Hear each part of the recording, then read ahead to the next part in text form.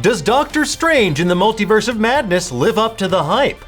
The Multiverse of Madness is upon us, and Doctor Strange is back for what might give Spider-Man No Way Home a major run for its money as the most anticipated Marvel film of Phase 4. I'm sorry, you're saying there's a multiverse? Directed by Sam Raimi, the film puts the MCU's most powerful spellcasters in the spotlight, introduces us to the multiverse-hopping America Chavez, and includes a boatload of surprises in spite of the increasingly spoilery trailers.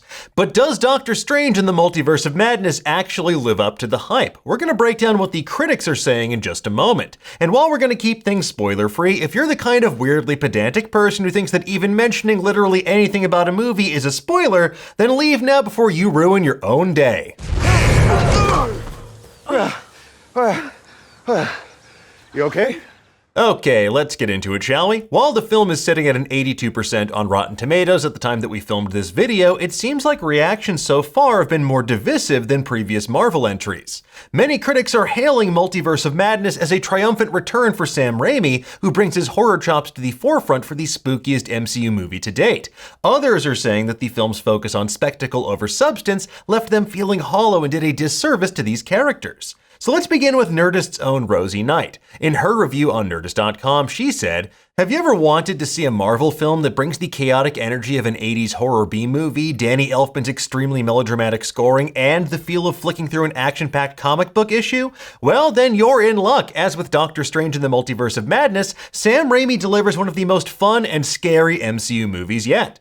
Screen Crush's Matt Singer also wrote, "After a shaky start introducing some of its characters and premise, Doctor Strange in the Multiverse of Madness settles into a very entertaining groove. It's alternately funny, exciting, and by the end, more than a little bit scary." And while fans will no doubt be delighted to see more of Doctor Strange and Wanda Maximoff, Black Girl Nerd's Danielle Broadway was also excited by the arrival of America Chavez. It was also endearing to see a newer comic book favorite, America Chavez, come into the mix. She has a rich set of capabilities, and this film only scratches the surface. Undoubtedly, her story has only begun in the MCU, but will also likely be at the center of more alternate reality storylines. She adds a sense of innocence to contrast the more emotional tones of the story. The Nerds of Color's Laura Siricol wrote in her review, "Filled with creepy, gross-looking demons and well-executed jump scares, Doctor Strange in the Multiverse of Madness sets a new and fresh tone for the Marvel Cinematic Universe." But she also noted it feels overstuffed and rushed with content that it fails to go deep inside Steven, America, and Wanda's shared loneliness and grief. The Rap's Alonso Duralde also added, "The follow-up to 2016's Doctor Strange hits the ooh and ah marks we expect from a well-crafted Marvel adventure. But even with Sam Raimi at the helm, this entry goes heavy on the spectacle, but light on the humanity."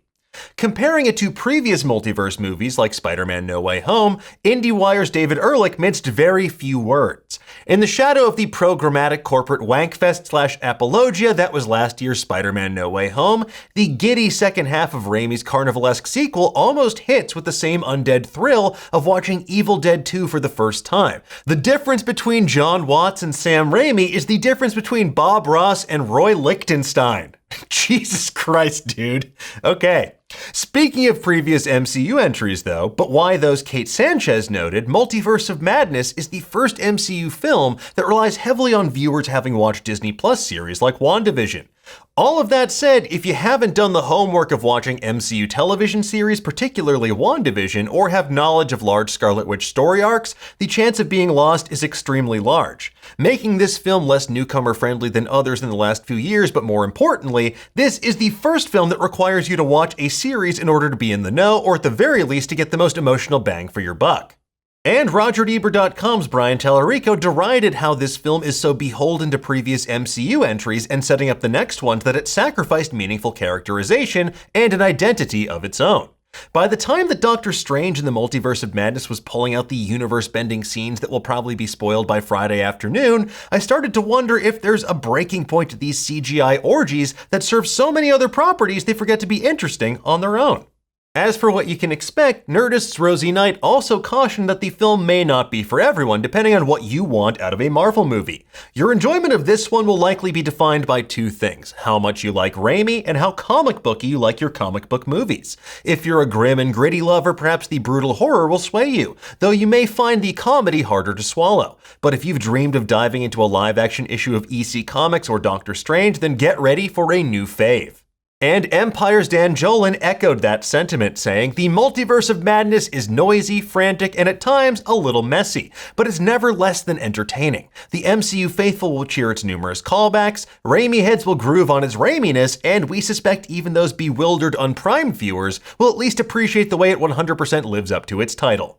As for myself, I agree with many of my colleagues. The film is slow to start and absolutely is overstuffed. It's comic booky in the best way possible, and director Sam Raimi treats the source material with the same gravitas and glee that he did with his original Spider-Man trilogy. At the same time, he also shows us the side of him we might recognize better from splatterfests like Evil Dead and Drag Me to Hell.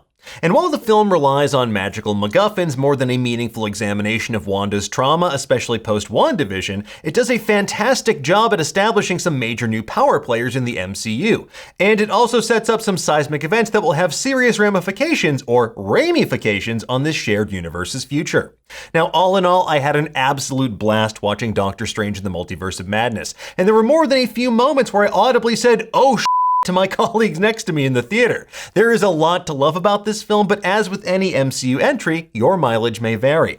Now, with that said, you can read Rosie Knight's full spoiler-free review over on Nerdist.com, and we'll have plenty of other coverage for you in the days ahead. That is, assuming that I can actually read my notes that I scribbled in the dark of the theater. It looks like I got dusted halfway through writing basically every sentence. I'm screwed. Anyway, folks, there you have it. Tell us, though, what do you think? What aspect of Doctor Strange in the Multiverse of Madness are you most excited for? The multiverse is real. Let us know in the comments below, and for the latest and greatest in the world of pop culture, stay tuned to Nerdist.com.